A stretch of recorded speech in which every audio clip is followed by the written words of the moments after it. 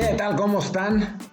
Desde donde nos estén escuchando, ya sea en México, en España o en el mundo, estamos aquí desde el bar en esta edición sin coronavirus. ¡Por fin! Nos libramos del coronavirus, ya superamos esta terrible enfermedad en este podcast, porque tenemos otro podcast que tiene totalmente coronavirus, que está enfermo por completo.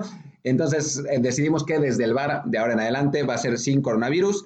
Yo soy Martín del Palacio. Y yo soy Luis Herrera. Y pues hoy vamos a hablar de algunas cosas interesantes, empezando por la NFL, pasando por Cuauhtémoc Blanco y terminando con las derrotas más dolorosas en la historia del fútbol mexicano, ya que no hay actividad de deportes en vivo y en directo, pues vamos a hacer lo posible por entretenernos en estos momentos difíciles. Así es. Y bueno, vamos a comenzar con la liga, que gracias a que está en periodo de off-season, pues es la que está teniendo, curiosamente, más actividad, que es la NFL, que arrancó ayer. Bueno, técnicamente arranca hoy la agencia libre, pero ya desde ayer y antier ya estaba en el periodo de tampering legal que le llaman, en el que los jugadores pueden comenzar a negociar a partir de las 12 del día de lunes, y entonces a partir de las 12:01 empezamos a ver lo que ya negociaron. Y bueno, ya estamos teniendo los primeros nombres que se mueven en la agencia libre, siendo evidentemente el de Tom Brady a los Tampa Bay Buccaneers el más destacado de todos los movimientos. Sí, bueno, los Buccaneers hacen una curiosa adquisición en la que bajan el nivel de su quarterback titular para la próxima temporada. Pasan de un joven talento como Jameis Winston a un jugador de 43 años. Y pues bueno, vamos a ver cómo les funciona. Ahora sí, hablando en serio, pues es interesante, ¿no? Es ese tipo de cosas que pues quizás uno hasta hace muy poco tiempo no se hubiera imaginado que pasaran, punto, ¿no? O sea, tú todavía hasta antier estabas... Luis es aficionado de los Pats, digamos que tiene muchos efectos, por eso es el peor. Es aficionado de los Pats y incluso es lo que está haciendo, es como un americanista del americano, pero en fin, justo lo que lo que platicábamos es que él estaba no convencido, pero estaba bastante seguro que iba a seguir en Nueva Inglaterra, y pues no. Sí, porque de hecho hasta hace, que eran unos 10 días, los odds en las apuestas decían, no, se va a quedar, sobre todo porque se empezaba a ver que no tenía realmente tantas opciones de equipos a los que pudiera irse, porque en teoría, bueno, quería él estar en un equipo en el que pudiera ser aspirante a ser campeón, en el que pudiera además cobrar bien, en el que tuviera un sistema de juego que se adaptara a lo que él busca, y Tampa Bay, que es el equipo al que se va, en teoría no se adapta del todo a eso, ¿no? No se adapta, punto. Es una franquicia que, más allá de que tiene mucho talento a la ofensiva, en receptores y a la cerrada, pues ha sido una franquicia perdedora por años, ¿no? O sea, tuvo su pequeño momento de gloria al principio del siglo, pero fuera de eso, los últimos años ha fracasado muchas veces. El estilo de juego del coach Bruce Arians es completamente de lanzar bombazos a cada rato, de arriesgar mucho el balón con James Winston, y de repente vamos a pasar ahora a un quarterback como Brady, que es totalmente lo opuesto. Se puede entender, viendo cómo les fue con James Winston, que entregaba 2 o 3 balones cada partido, que decidieran un cambio dramático, pero bueno, el sistema en principio será algo muy distinto a lo que Brady está acostumbrado, pues tras 20 años de carrera con Inglaterra, ¿no? Muy bueno, y en Nueva Inglaterra siempre Bill Belichick fue un activo, pues no sé, un activo seguidor del juego terrestre, de tener un juego terrestre sólido, nunca con un corredor, bueno, a veces pues, pero desde hace mucho que no con un corredor, digamos, base, sino con un comité, pero siempre estableciendo el juego terrestre de manera muy sólida, algo que Bruce Arians no ha conseguido hacer con Tampa Bay, ¿no? Tiene a 2 corredores, o tenía 2 corredores, vamos a ver quién es el próximo corredor, porque ya dicen que Todd Gurley va para allá, a ver si es cierto, pero bueno, siempre no, ha sufrido con eso, ¿no? Eso es, como dice Luis, una ofensiva que se basa en bombazos, y en este momento de su carrera, Tom Brady no es un quarterback que te puede dar bombazos, ¿no? Sí, que por otro lado también hay que reconocer que una duda similar existió hace unos años cuando Peyton Manning se fue de Indianapolis a Denver, y lo que pasó no fue que Peyton Manning se adaptó a Denver, sino que Denver se adaptó a Peyton Manning. La primera temporada, la segunda temporada no. Pero a fin de cuentas, puede ser también que parte del plan sea más bien, ok, vamos a adaptarnos a lo que Brady quiere, porque a fin de cuentas, Brady tenía la decisión de no quedarse en los Pats, porque no iba a ser todo como él quería, ¿no? O sea, él quería, tanto en cuestión deportiva, el hecho de que le consiguieran más armas, más receptores. Se rumora mucho que él insistió con que regresara Antonio Brown, pese a pues a todos los problemas que ha tenido a su alrededor en el último año, y a que sigue bajo investigación de la liga. Todavía no se sabe si va a poder regresar a jugar inmediatamente cuando alguien lo fiche, o será suspendido.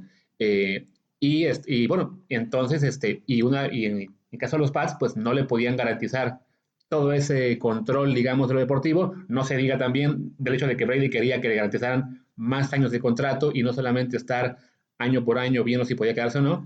Entonces, uno pensaría que Tampa Bay, para convencerlo de irse con ellos, sí tuvo que haberle prometido bastantes cosas, entre ellas que el sistema de juego será algo que le beneficie, ¿no?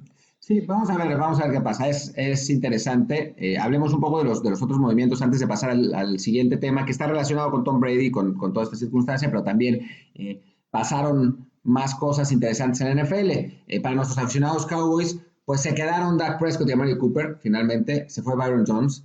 Y eso les va a doler mucho. Eso creo que les va a doler bastante. Sí, bueno, les va a doler. Se fueron Byron Jones y Robert Quinn, que fueron dos jugadores muy importantes la temporada pasada.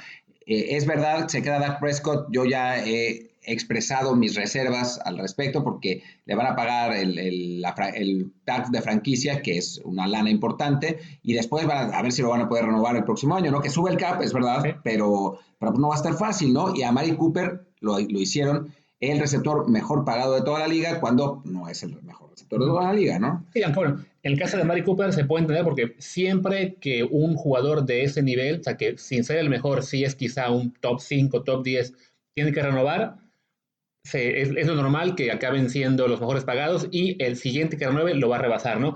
Y en el caso de Dak Prescott, yo creo que estamos a punto de ver una situación muy parecida a la de Kirk Cousins con Washington hace unos años.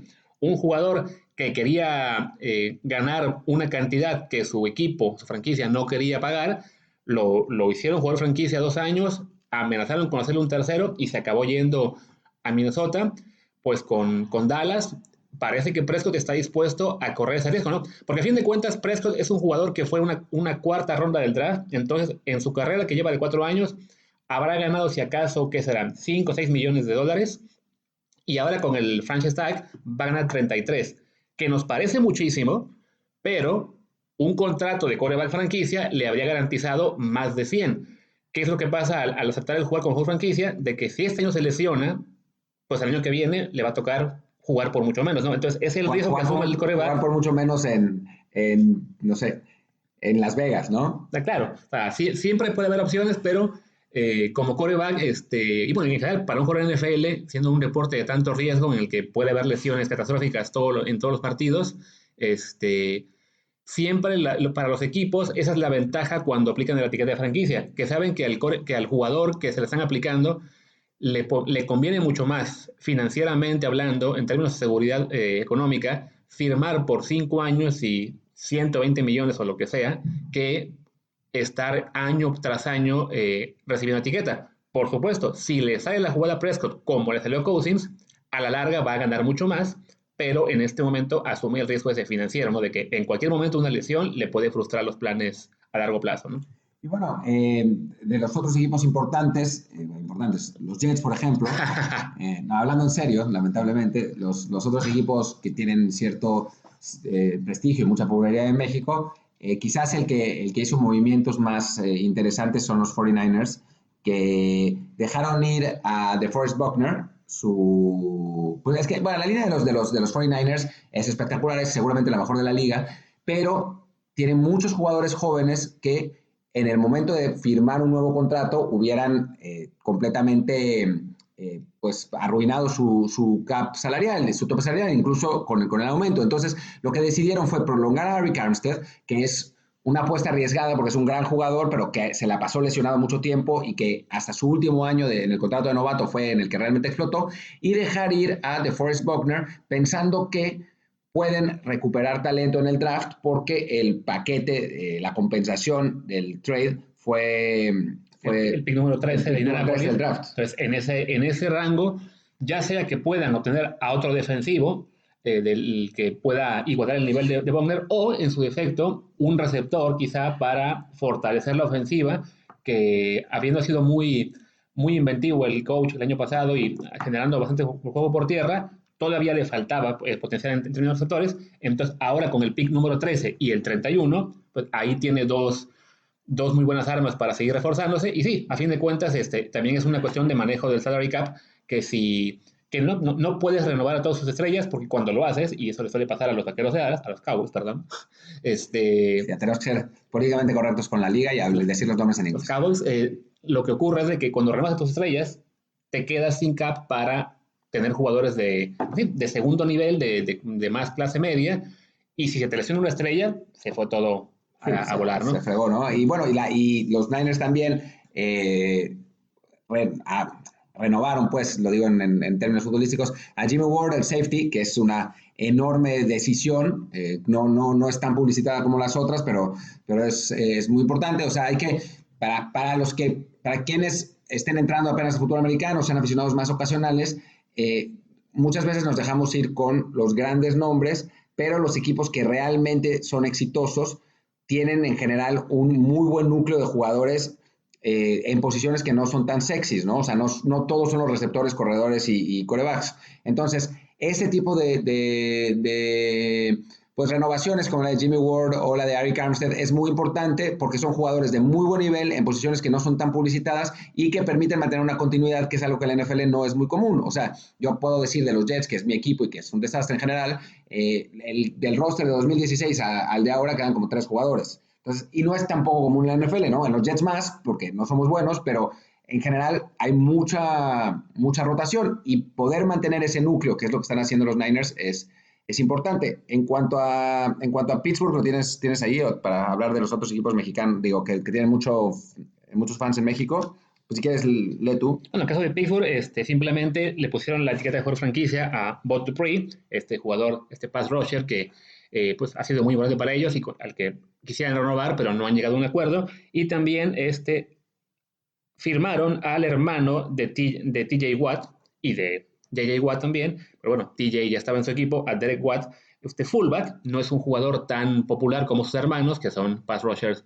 de gran nivel, pero bueno, es un fullback que ha tenido una carrera bastante buena para la posición, y de hecho le van a pagar 3.25 millones por año, que es bastante para un corredor de poder, que pues ya son jugadores que están en extinción en la liga. Claro, pero bueno, pues tener contacto a TJ, ¿no? También eso ayuda, definitivamente.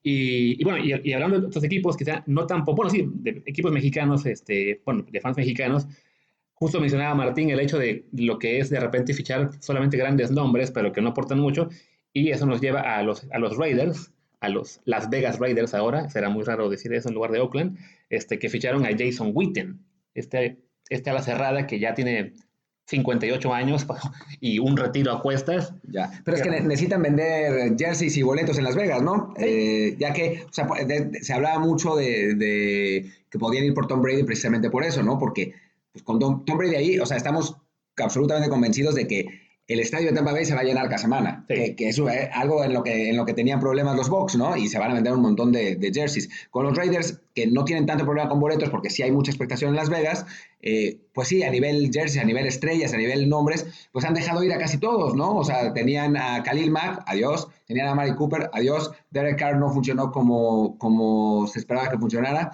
entonces necesitan... Tuvieron a Antonio Brown por una semana y se volvió loco, y tuvieron que dejarlo ir. Y bueno, y hablando de que Derek Carr pues no funcionó como quarterback franquicia, acabaron fichando, de hecho, al quarterback que muchos pensaron o pensábamos podía ser el relevo de Brady en los Pats, que es Marcus Mariota. Quarterback de Tennessee que lamentablemente para los Titans nunca pudo terminar de dar el estirón, sobre todo por lesiones, pero que es un buen jugador al que quizás le podía ocurrir pues lo que a Tannehill, el que lo suplió en Tennessee, con un cambio de escenario, ¿no? En este momento llega a los Raiders, no como titular garantizado, porque no se ha dicho que Derek Carr lo vayan a cortar, aunque todo indica que sería lo lógico, no puedes tener a 2 quarterbacks cobrando salario de quarterback titular, pero bueno, habrá que ver si lo cortan a Carr ahora o deciden hacer una competencia entre los dos y ver cuál de los dos es mejor para la franquicia en su primer año en Las Vegas, ¿no? Y también llegó Case Keenum, ¿no? A los Raiders. Yo tenía que había llegado Case Keenum, pero no aparece aquí en esta lista. No, me acuerdo que vi su fichaje hace unos días, pero no recuerdo a qué equipo se fue, a decir verdad. Pero no fue a los Raiders. Ahora... Estamos revisando la lista. No, a los Browns, perdón. Sí, a los Browns. Mi culpa.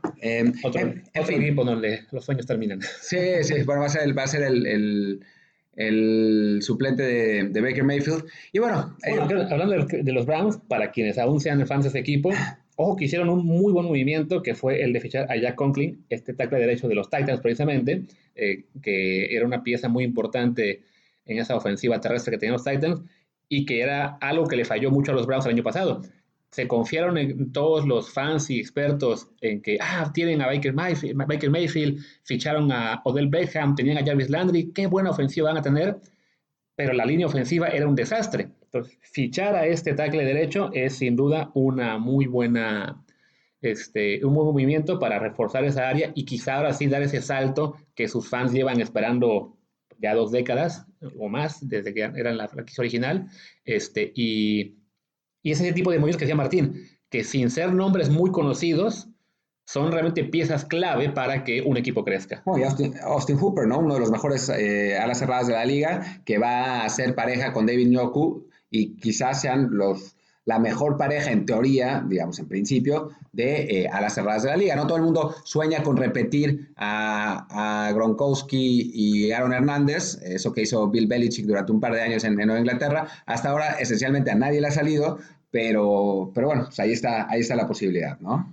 Bueno, de hecho, Brady va a tener ahora una pareja de alas cerradas bastante decente con O.J. Howard, al que no usaron mucho el año pasado, pero había mostrado mucho potencial antes de la llegada del coach Arians, y Cameron Braid, que fue el beneficiario de que no usaran mucho a O.J. Howard el año pasado. Entonces, ese dúo también podría florecer bajo Tom Brady. Hablando de las cerradas, Jimmy Graham se fue a los Chicago Bears a robar. En información que no tiene mucha relevancia. Pero bueno, a ver, ahora hablemos un poco del otro tema. Una cosa. Es que ya van 15 minutos de NFL, así que... Pero una cosa que quiero acabar es qué pasará con Cam Newton, que va a ser muy interesante. Lo dice Luis porque sueña con Cam Newton, fiche con los Patriotas de Nueva Inglaterra, y es posible. Yo la verdad es que no veía a Bill Belichick soltando una ronda alta por el quarterback, pero ahora parece que como no hay nadie que lo quiera, Carolina lo va a tener que dejar ir, y ahí sí veo muy, muy posible. Eso o los Chargers, ¿no? Si los Chargers dan más dinero. Sí, porque bueno, como contexto, Carolina ya firmó a Teddy Bridgewater, este quarterback que fue suplente de Drew Brees el año pasado, y tuvo que anunciar Carolina que le daban permiso a Cam Newton de buscar un cambio, y Cam Newton salió de inmediato a decir, no me están dando permiso, me están empujando por la puerta de salida porque yo no me quería ir. Entonces, eso le ha quitado a los Panthers básicamente toda la ventaja para negociar con otros clubes, y todo indica que Cam Newton va a quedar libre en un momento en el que prácticamente todos los equipos de la liga, salvo Chargers y Pats, ya tienen definido quién será el quarterback el próximo año. Sí, exactamente. Pues vamos a ver qué es lo que pasa, pero sí parece que Newton va a ir a uno de esos dos equipos, y recordemos que es un MVP de la liga y que hasta hace 3 años se ha considerado uno de los mejores.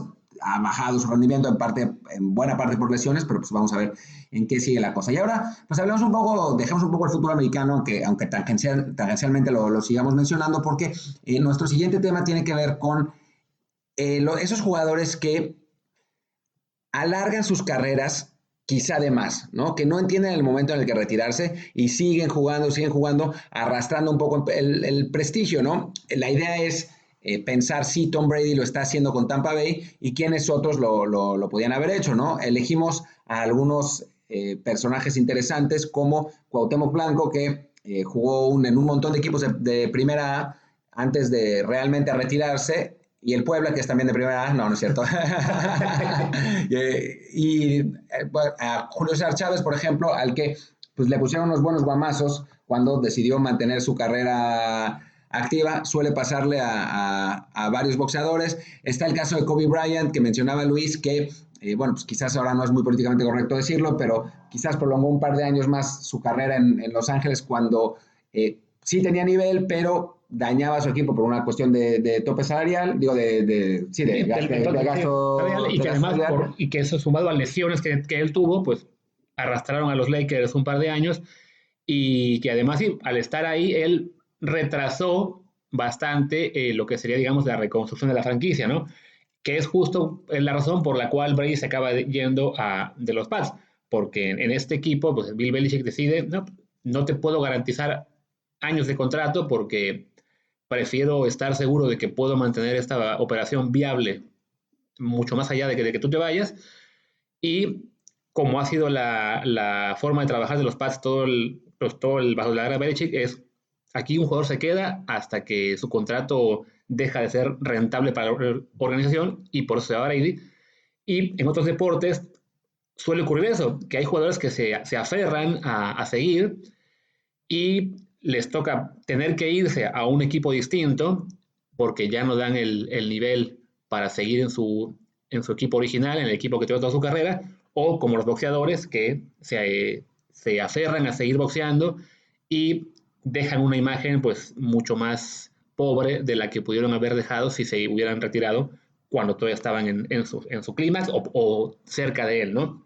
Claro, El mejor caso quizá Floyd Mayweather Jr., que aunque boxeó un par de peleas en los últimos años, de chocolate, claro, francamente. sí supo retirarse cuando todavía estaba invicto y solo volvió para la pelea esta con Conor McGregor, que él sabía que ganaría fácilmente.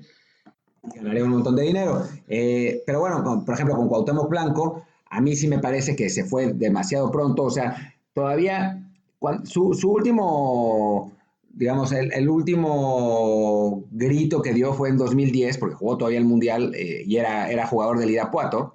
Y bueno, ahí digamos que todavía para ese error específico que le puso el Vasco, a mí me parece que el Vasco hizo una cagada monumental al ponerlo de titular contra Uruguay y eso nos costó el tener que enfrentar a Argentina en lugar de jugar contra Corea y haber seguido el camino de Uruguay que terminó en semifinales, en lugar de eso jugamos con Argentina y perdimos, y fue en muy buena medida porque el Vasco insistía en rotar a sus capitanes y entonces le tocaba rotar a Cuauhtémoc Blanco y lo puso de titular en un partido en el que si hubiéramos metido a los jugadores rápidos, a Gio y a Chicharito, Bel estaba lesionado, hubiera sido mucho más posible un triunfo contra una defensa muy lenta como la uruguaya, pero no, pues ahí estuvo Cuauhtémoc Blanco y el Guille Franco que iban los dos en silla de ruedas.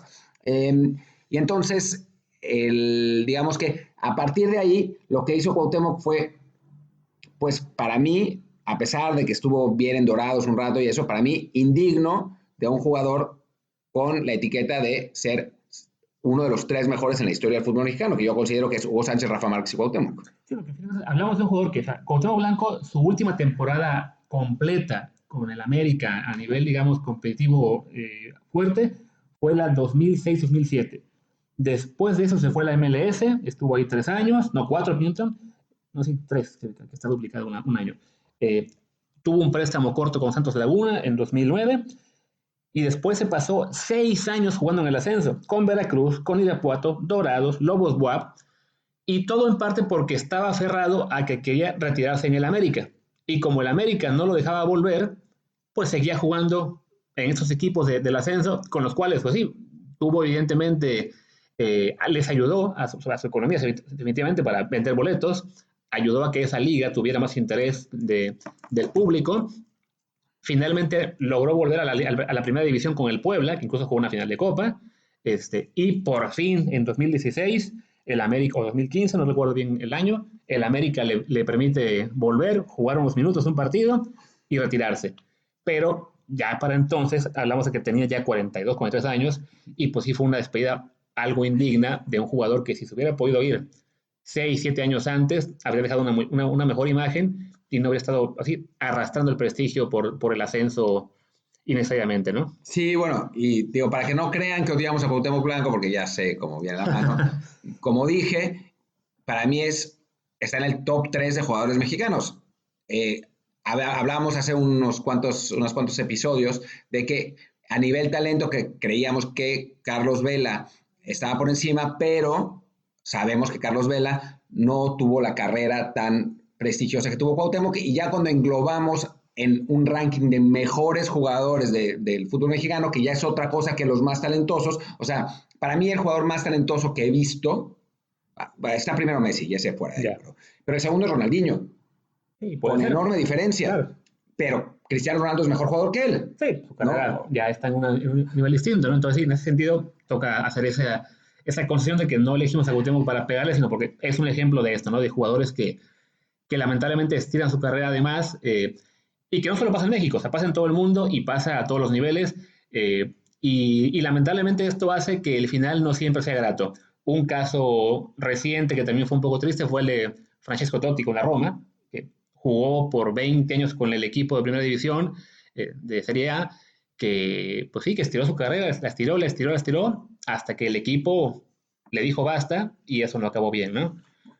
Tengo aquí a Julio César Chávez, que después de la derrota con Kostiatseu, perdió primero con De La Hoya, en una pelea interesante, digamos, desde el punto de vista boxístico, porque Chávez, que ya venía de bajada, sufre un corte y a partir de ahí no puede realmente boxear como hubiera querido. Pero bueno, a partir de esa derrota con Oscar De La Hoya, ya su carrera va realmente en descenso, pierde contra un tal Willie Wise, le gana a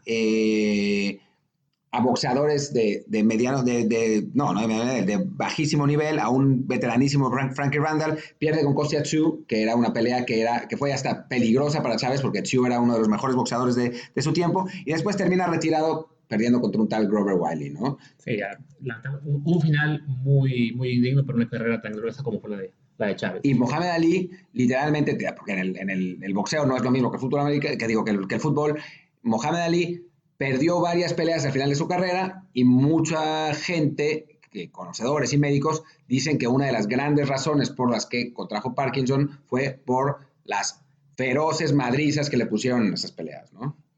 No, lamentablemente así es. En el boxeo es un deporte en el que en el que los efectos de mantenerse más tiempo del debido pueden ser realmente, ya hablamos de peligrosos para la vida de los deportistas, ¿no?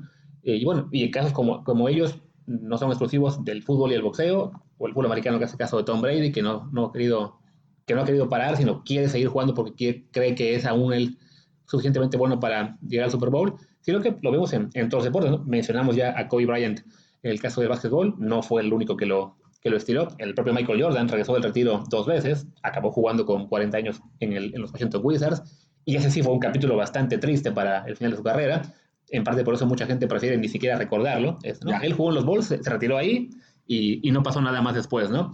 Y bueno, casos así hay incontables en todos los deportes, ¿no? Ya quizá por Twitter nos podrán recordar algunos más, pero sí, pues bueno, esto viene a colación de este gran quarterback que a sus 42 años no se quiere ir. Sí, uno de los 14 mejores quarterbacks de la historia, y yo lo pongo en el lugar 13. Número 1. Sí, en el lugar 12, para que sea su número. Ahora, Six rings. Hablemos de, sí, para Belichick, que es el mejor coach de la historia. En fin, vamos a pasar a cambiar de tema, porque hoy murió Joaquín Peiró. Esto seguramente no les va a decir absolutamente nada a la enorme mayoría de quienes nos escuchan, pero Joaquín Peiró marcó el gol en 1962, que esencialmente dejó sin posibilidades a México de avanzar a la segunda ronda en el Mundial de Chile. En ese Mundial México estaba, como siempre, en el grupo de la muerte con Brasil, Checoslovaquia y España. Para dejar claro, tan fue el grupo de la muerte que Brasil y Checoslovaquia jugaron la final de ese torneo y España tenía a muchos jugadores del Real Madrid que en aquel momento dominaba Europa. Bueno, yo cuando crecía, no voy a decir mi edad porque no quiero asustarlos, pero no, tampoco tengo 50 por suerte. Nada malo contra los que tienen, sí tienen 50, pero yo no. Yo cuando crecía, muchísima gente decía que la mejor selección de la historia del fútbol mexicano era la de 1962. Eso ya a partir de que pues, se jugaron los mundiales de 94, 98 y 2002, ¿verdad? Ha cambiado, ya prácticamente nadie recuerda esa selección, pero para mí, o sea, para mi generación, esa selección de 62, que obviamente no vimos jugar, sí está muy presente porque la gente hablaba muy bien de ella. Perdimos 2-0 con Brasil, que era el Brasil de Pelé, y ahí sí jugó Pelé, que en ese mundial después se lesionó.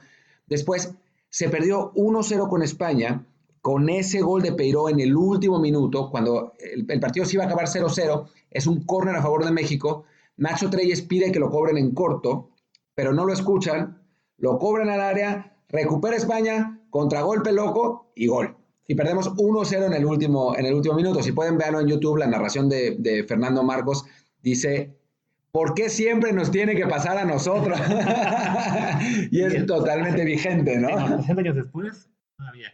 Y bueno, después, en el tercer partido del grupo, le ganamos a Checoslovaquia 3-1, que a la postre resultaría subcampeón del mundo, pero como Brasil le ganó a España, pues calificaron los dos, Brasil y Checoslovaquia, y al final llegaron a la final. Sí, que aquí también hay que reconocer que, bueno, no hay que no hay que reescribir la historia. O sea, el gol de Peiró no eliminó a México en términos de que, si no hubiera caído ese gol avanzábamos, porque bueno, sí, le ganamos a Checoslovaquia, y sí, técnicamente con el empate ante España, México habría avanzado por diferencia de goles como segundo lugar, pero bueno, no sabemos qué habría pasado de haber quedado empatados y cómo se habría desarrollado el partido después, ¿no? O sea, es como hablar de este gol de Bozo que nos salvó de ir al Mundial cuando cayó, faltaban tres partidos antes del último partido eliminatorio, ¿no?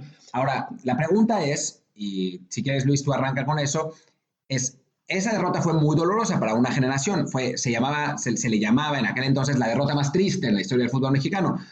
Lamentablemente hemos sumado otras derrotas tristes. Entonces, Luis, ¿tú cómo ves? ¿Cuál es la derrota para ti, la derrota más triste en la historia del fútbol mexicano?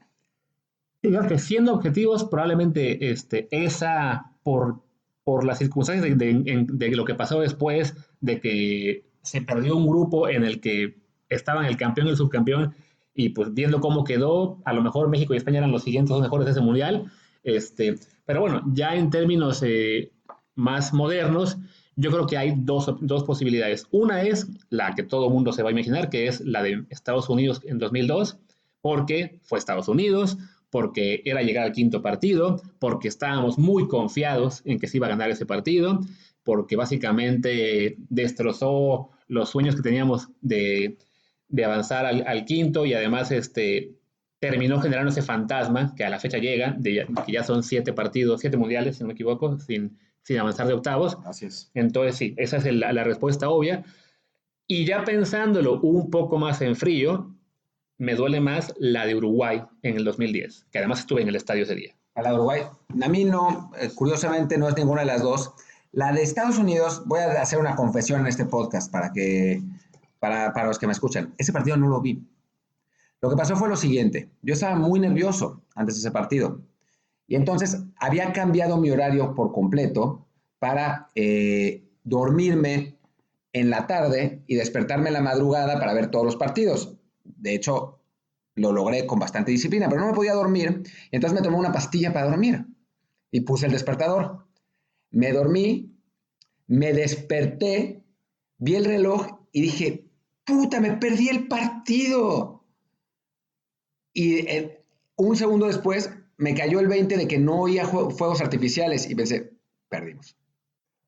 Y prendo la tele y está el Vasco diciendo, cuando nos cayó el primer gol, no sé qué, y yo así, se fue todo al carajo. Y entonces, bueno, después vi el partido, ya desde un punto de vista analítico, nunca he visto la Ciudad de México, nunca me tocó verla tan triste. Me imagino que si hacen cuarentena por el coronavirus va a ser el estado de ánimo similar, porque sí, realmente nadie hablaba, las calles vacías, todo el mundo desolado, terrible. Pero bueno, a mí no me pegó tanto esa. La de Uruguay sí me pegó, pero, en fin, o sea, como era un tercer partido. No, sí, me duele porque ahí, sí, a fin de cuentas, esa derrota contra Estados Unidos, aunque México hubiera ganado, la lógica te dice que el siguiente partido lo perdía con Alemania. En cuartos. En cuartos. La de Uruguay me duele aún más porque me recuerdo el camino que teníamos ahí, que era ganarle a Uruguay significaba enfrentar a Corea del Sur, después era enfrentar a Ghana. Entonces, una posibilidad bastante realista de llegar a semifinales, sobre todo porque el cuadro ya estaba dibujado así. O sea, Ghana le ganó que a Estados Unidos, si no me equivoco, en octavos. Entonces, también estuvo en ese partido. Entonces, era un cuadro muy propicio para llegar a semifinales. Y por tanto, sí, sobre todo, estar en el estadio, ver esa derrota, ver la forma en que se echó a perder el planteamiento del partido con Cuauhtémoc Blanco, entre más tiempo ha pasado, pues sí, es la que más me duele por eso, por lo que pudo haber sido, y lamentablemente, pues, no fue por que se dejó ese resultado, ¿no? A mí, por las mismas razones, esencialmente, es que la que más me duele es la de Holanda de 2014. Que también estuve en el partido. Yo también estuve en el partido. Fue horrible. O sea, yo me acuerdo que era el minuto 85 y vi que era el minuto 85 y dije, ¿en serio vamos a ganar? O sea, ¿en serio va a pasar esto? Porque sí es cierto que Holanda nos dominaba, pero no llegaba claro en ese momento. O sea, estaba encima, pero México controlaba bien y pensaba, pero no puede ser. O sea, ¿realmente vamos a ganar este partido? Y hay que recordar que enfrentamos al ganador de Costa Rica-Grecia en el siguiente encuentro. Los griegos tenían un equipo horrible y Costa Rica, si bien estaba embalado y todo, pues le ganamos siempre a Costa Rica. Claro. O sea, salvo en este caso, a Costa Rica se le gana siempre. O sea, las dos veces que hemos perdido son Es este caso, que es la peor selección en la historia de la selección, la peor selección en la historia reciente de México, y el 2-1 antes de 2014, que es, si no la segunda, o sea, por ahí, el peor equipo de la historia de México. Entonces, era el camino totalmente abierto. Y pues nos ganan por inocentes, porque el Piojo se equivoca en la táctica, no por el penal, porque ya nos habían empatado desde antes y nos iban a ganar, o sea, se veía venir, o sea, cuando cae el gol del empate, se acabó todo. Se acabó todo, o sea, el estado de ánimo del equipo se fue al carajo, físicamente ya nos habían superado desde hacía 20 minutos, Van Gaal había superado tácticamente al Piojo Herrera al cambiar de banda a Depay, mientras que el Piojo dijo, bueno, pues a mí ya no me interesa el partido, voy a sacar a Gio, que es el que mejor está jugando, y voy a poner a Aquino en la banda, pues a quién sabe qué hacer. Claro. Y entonces, pues esa sí fue muy dolorosa y me tocó también en el estadio, como siempre, por alguna extraña razón, no vi el gol de Holanda, porque era el minuto 85, como dije, ¿en serio nos va a pasar? Dije, voy a ir al baño ahora para poder regresar y ver el final y celebrar. Fui al baño y oigo, y en ese momento yo me acordaba que cuando me fui al baño era tiro de esquina a favor de Holanda y pensé, ¿te habrá dado tiempo de que México tuviera un contragolpe rápido y empatara? Hice las matemáticas mentales y dije, no. No que empatara, que... Sí, el segundo, claro. Perdón, sí, claro. Y no, y regreso y un tipo al que no conozco, o sea, al que nunca había visto en mi vida, que trabajaba ahí en el estadio, me ve y así me niega con la cabeza. Así se da cuenta del desastre. No, yo en ese partido, para mí ya no fue tan dolorosa, habiendo estado también en el estadio. En parte, bueno, estaba yo acompañado de dos colegas de la página en la que trabajaba, y cuando cae el gol de Giovanni, pues sí, celebrando, estaba yo contento. Ellos eran un inglés y no recuerdo si también era holandés el otro, o también inglés, perdón. Pero bueno, me veían así como que muy sobrio, y yo les dije, no, lamentablemente, para entonces ya se había instalado en mí ese pesimismo de algo va a pasar, porque pues, nos pasa siempre. Y yo les dije, no, o sea, va muy bien esto, pero hasta que no lleguemos al final no me voy a confiar porque creo que nos van a empatar.